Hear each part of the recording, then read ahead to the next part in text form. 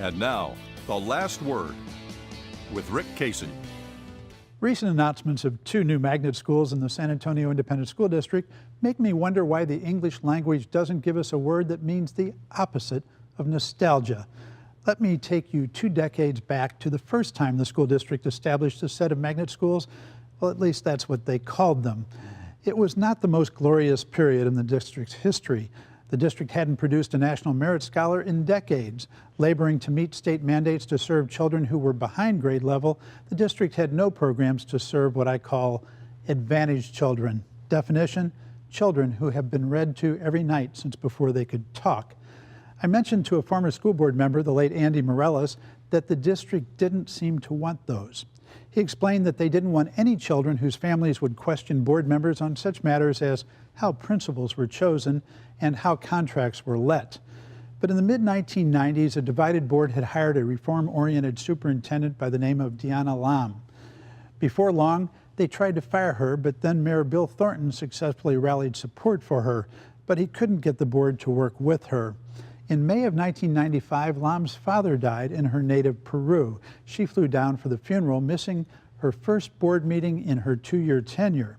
A few days before that meeting, someone posted an addition to the agenda. Each of the district's 8 high schools would become host to a magnet school. There had been little or no planning or consultation with the school's principals, no budget for additional costs, no discussions with experts, no partnerships lined up with the private sector. Instead, each board member decided the themes for their school's magnets. Themes ranged from arts and humanities to health professions. Because there had been no process, citizens were forced to try to figure out for themselves the rationales. A prominent rumor in the case of the West Side's Lanier High School was that its magnet program, a grandly named International School of Banking and Finance, was that board member Tom Lopez hoped for employment in that field. Some of these programs still exist, though few, if any, thrived. Contrast that board with the current one led by the estimable Patty Radel. It hired an ambitious, non-traditional superintendent in Pedro Martinez and has backed him fully in planning a variety of innovative initiatives. In the past 2 months, he and the board have announced 2 new magnet schools. One is called an Accelerated Learning Academy, which will run from pre-K through high school.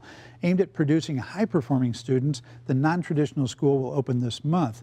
To create it, SAISD partnered with Trinity University and its premier teacher training program. It has raised money from a consortium of foundations that previously had supported mainly charter schools. More than $1 million a year will go to scholarships for involved Trinity students and for stipends for mentor teachers. For its principal, Martinez was able to woo Kathy Beezer away from her position as head of Northeast ISD's highly regarded International School of the Americas.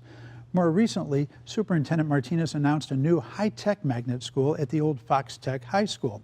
Advanced planning in this case included partnering with Rackspace and with TechBlock, an emerging power in San Antonio that expects to find internships and after-school jobs for the students in nearby technology shops. It also meant obtaining a multi-million-dollar grant from Charles Butt and HEB. About $2.5 million will be used to convert 2 old shop buildings into state-of-the-art technology centers. The grant will also fund hiring a new principal well in advance of the school's opening next August. 1,000 students have already applied for the high-tech school, making hope for the future far outshine nostalgia for the past. And that's it for Texas Week. See you next time.